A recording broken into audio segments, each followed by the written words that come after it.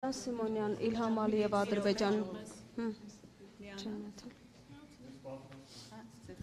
Պարոն Սիմոնյան, Ադրբեջան նախագահ Իլհամ Ալիևը հայտարարել է, որ հայկական բեռնափոխադրումների համար այլևս սահմանափակումներ, խոչընդոտներ չեն լինի։ Արդյոք սա խաղաղության ճանապարհին գործնականորեն ուղղված քայլ էր եւ գուցե սա նպաստի, որ մինչև տարեվերջ խաղաղության պայմանագիրն ի վերջո ստորագրվի։ Ես կարծում եմ, որ ակնհայտ է, որ այո, հաստատված խաղաղության ապացույցներից մեկն է եւ պետք է ասեմ, որ վստահ եմ, որ գալիք ապագայում նման քայլերի երկկողմ քայլերի պակաս չի զգացվելու, ողջունում եմ Ադրբեջանի նախագահի այդ հայտարարությունը եւ պետք է ասեմ, որ մենք սպասում ենք նաեւ շատ կարևոր հարցեր ունենք, այդ հարցերի հետ կապված շուտապույտ լուծմանը։ Պարոն Սիմոնյան, այս համատեքստում նաև հանդիպել եք Մեջլիսի նախագահի հետ, խորհրդարանի իրենց, ինչ հարցերի շրջանակ է քննարկվել ոչ հրապարակային, որ ներկայացրել եք հաղորդագրությունը, եւ արդյոք այդ հարցերի մեջ մտել է գերիների հետ կապված հարցը, ինչ պարզաբանում կամ ինչ տեղեկություն կա այս առումով։ Գերիների պահվող անձանց վերաբերյալ խոսակցությունը կա միշտ, այդ խոսակցությունը կար ոչ միայն այդ հանդիպման ժամանակ, այդ խոսակցությունը կար նաև հրապարակային մասում, երբ որ եթե իմ ելույթը նայեք, դրա մասին խոսվում է, եւ պետք է ասեմ, որ հանդիպումը շատ դրական եմ գնահատում, շատ շնորհակալ եմ այդ հանդիպման համար կազմակերպչին, եւ պետք է ասեմ, որ մենք երկստեք այդ ընկալումը կա, որ պետք է պարլամենտները, խորհրդարանները իրենց վրա վերցնեն հանրություններին պատրաստելու, հանրություններին մերձեցնելու եւ խաղաղության իրականության մեջ ապրելու, իրար ընդառաջ քայլեր անելու տրամաբանությունը եւ ես պետք է ասեմ, որ իմ գործընկերոջ մոտ այդ ընկալումը նույնպես կար, շատ դրական ջերմ հանդիպում է տեղի ունեցել, պայմանավորվել ենք կոնկրետ քայլերի մեխանիզմ երկու կողմից քննարկենք եւ առաջարկենք։ Չէ, հիմա որ ասեմ, ճիշտ չի լինի, որտեղ հիմա իրանք տրամաբանությունն են հասկանում, մենք մեր տրամաբանությունն ենք քննարկում, պայմանավորվել ենք, բայց խոսքը չի գնում ենթադրենք հեռավոր ապագայի մասին, մենք երկուսս էլ այն մտքին ենք, որ պետք է հնարավորինս արագ այդ ամեն ինչը արվի եւ հնարավորինս մեծ ծավալով եւ կրկնում եմ, այդ ամբողջ հանդիպման ամենակարևոր բաներից մեկը այն էր, որ ես կոնկրետ տեսա, որ խաղաղությունը ոչ միայն մեր սրտում է, ոչ միայն մեր ընկալման մեջ է, այլ ադրբեջանական կողմի մեջ է։ Ինչ որ մի պահ խոսակցություն եղավ, օրինակ ռազմական ագրեսիայի մասին, հա, որ ասենց ասում են, որ կարող է ասենց բան, ասեց հնարավոր չէ, ասեց ոնց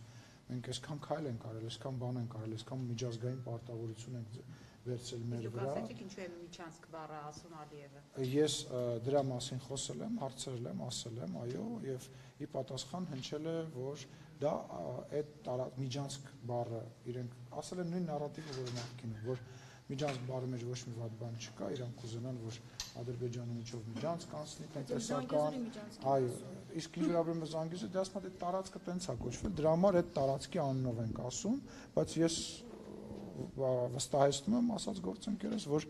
կարող եք տեսնել իմ հայտարարությունները բազմաթիվ տեղեր մենք տրիպ ենք ասում։ Ասում եմ ուղղակի երևի ժամանակի իր բացատրությունն եմ ասում։ Ես չեմ ասում այն ինչ որ ես եմ այս ամենի մասին մտածում, այլ ասում եմ այն ինչ որ ի պատասխան իմ հարցին հնչեց, կարծում եմ դա ուղղակի խոսույթի տարբերության բանն է, խնդիր է։ Մեջլիսի նախագահ հնարավոր է գա Հայաստանում պայմանավորվածություն կա արդյոք։ Ես չեմ բացառում, որ ինչ որ միջազգային ֆորմատների շրջանակներում թող իրանց նախագահն էլ գա, մեր երկրի ղեկավարն էլ գնա իրանց մոտ, ես էլ կգնամ, իրանք էլ կգան, բայց կան հարցեր, որոնք որ պետք է այնուամենայնիվ քննարկենք ինչու է գալը։ Ոչ միայն անվտանգության հարցեր, նաև մեր պահվող անձանց հարցերը, օրինակ ես մի քիչ դժվար է մեր համար գնալ այնտեղ, որովհետև հասկանալի է, որ ոնց գնաս այնտեղ միևնույն ժամանակ գիտես, որ պահվող անձինք կան։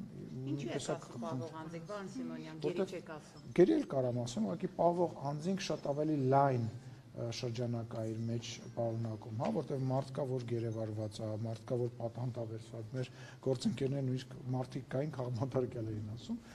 պահվող անձինք անգլերեն թարգմանությամբ ինքը շատ ավելի նաև լայն շրջանակավերցում, կարող եմ ասել գերի, ոչ մի խնդիր չկա, գերիների մասով հնարավոր է մինչև ընտրությունները որոշակի թվով գերիներ վերադառնան։ Ես չգիտեմ, Ռիփսիմեն երևի ավելի շատ ինֆորմացիա ունի, կհարցնեք հետո։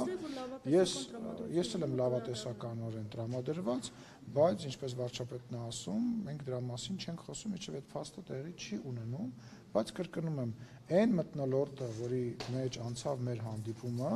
ես կարող եմ ասել նույնիսկ շատ միջազգային այլ գործընկերների հետ, այլ նման մթնոլորտ չկար եւ շատ հետաքրքիր մի միտք հնչեցրեց։ Ինչ հարց։ Հա, պետք է ասեմ, որ շատ տարբեր գործընկերների հետ այլ հարցեր քննարկելը հաճախ շատ ավելի դժվար էր, քան այս հանդիպման ժամանակ իմ եւ գործընկերոջ հանդիպման ժամանակ։ Նորից եմ ասում, ժողովուրդ պետք է, ես գիտեմ, որ դժվար է, ես գիտեմ, որ իմ համար էլ է շատ դժվար եւ մեր հանրության համար էլ է շատ դժվար։ Ես գիտեմ, որ մարդկանց մոտ կարող է նաեւ նյարդ առաջացնել ինչ որ բաներ, բայց այնուամենայնիվ դա այն ճանապարհն է, այն ճիշտ ճանապարհն է, որը որ մենք ընտրել ենք։ Իրանց էլ է դժվար, որովհետեւ իրանց համար մենք ենք երկար տարիներ եղել թշնամի, դուշման, մեր համար իրանք են երկար տարիներ տասնամյակներ եղել թշնամի եւ մենք պետքա մեր հասարակություններին պատրաստենք եւ կրկնում եմ ուրախալին այն է որ այն տրամադրվածությունը որը ես ունենք մեր գործընկերները ունի մեր թիմը խաղաղության ընկալման վերաբերյալ ես լիակատար տեսա նաև Ադրբեջանի ազգային ժողովի նախագահի մոտ։ Միրզոյանն ասում է, որ նրանք շարունակում են նախապայմաններ առաջ քաշել եւ ոչ թե նախապայման, այլ նախապայմաններ իհարկե չի ներկայացնում ինչ նախապայմաններ, սահմանադրության մասին է Միրզոյանը խոսում, ասում է նաև սահմանադրությունը փոխելու հետ կապված են նախապայմաններ առաջարկում։ Հիմա դուք երբ որ հանդիպել եք այս մասով խոսել եք, այսինքն ինչպես մի կողմից խոսում է խաղաղության մասին, մի կողմից Զանգեզուրի միջանցք, սահմանադրություն փոխել եւ նախապայմաններ առաջ քաշել, որ չստորագրեն։ Տեսեք, նախ իմ եւ գործընկերոջ մեջ այդ խոսակցությունը մի քիչ տեղին չի, որտեղ պարոն Միրզոյանը եւ իրենց արտաքին գործերի նախարարությունը զբաղվում են այդ հարցով եւ եթե ես ինչ որ չափ պարլամենտական երկրի բերումով նաեւ իմ կուսակցության վարչության անդամ լինելու բերումով կարող եմ մտնել այդ խոսակցության մեջ, հակառակ կողմի մասով ես կարծում եմ, որ ինքը լիազորված չի նման խոսակցություններ վարել եւ բայց դա ինձ չի կանգնացրել այնուամենայնիվ ես այդ հարցերը բնական է բարձրացրել եմ բայց մենք պետք է մի բան հասկանանք ինչ են ուզում իրենք եւ ինչ ենք ուզում մենք ուզում ենք որ հարցը մեկընդմիշտ փակվի իրենք նույնպես ուզում են որ հարցը մեկընդմիշտ փակվի այսինքն կոնֆլիկտ այո ես չգիտեմ կարող է Աստված մի արած թե եթե ես սխալվեմ բայց ես բացատրեմ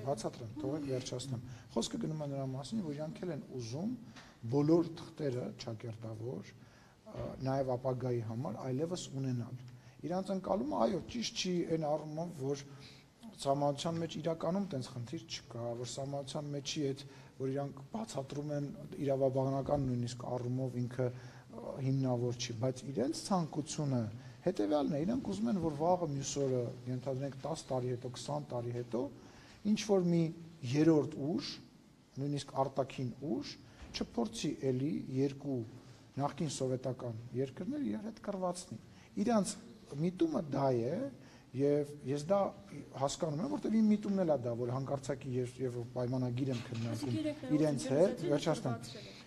երբ որ իրանք ինչ որ եթե ես ինչ որ պայմանագիր եմ քննարկում ես էլ եմ ուզում ամեն ինչ անեմ որ հանկարծակի որևիցե բաց չթողնեմ որ որևիցե կողմ լինի դա Ադրբեջանը, Թուրքիան, Իրանը, Վրաստանը որևիցե կողմ կամ Ռուսաստանը ինչ որ հետագայում իրեն ներսակտած չզգա կամ ինչ որ process-ի մաս չդառնա ինչ վերաբերում է ձեր հարցին մոտ որ իրենք փաստորեն նախարարցակ են միշտ իրենք են եղել պատերազմի հիմա դուք ներկայացնում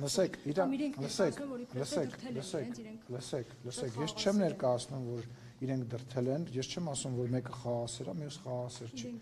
մենք էլ ենք պատերազմ արել իրանք էլ են մարդ սպանել մենք էլ ենք մարդ սպանել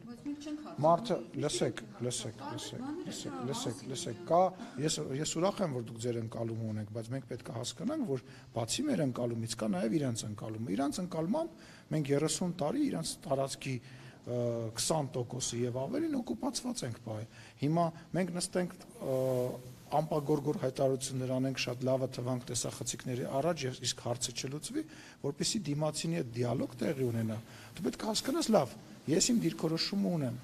Իրանց դիրքորոշումը որն է։ Իրանց դիրքորոշումը հետեւյալն է, որ հրահրվել է միջազգային բախում, հրահրվել է, որպեսզի միջազգային բախման ֆոնի վրա սովետական միության փլուզման թեման դառնա երկրորդական եւ այդ հրահարման հետևանքով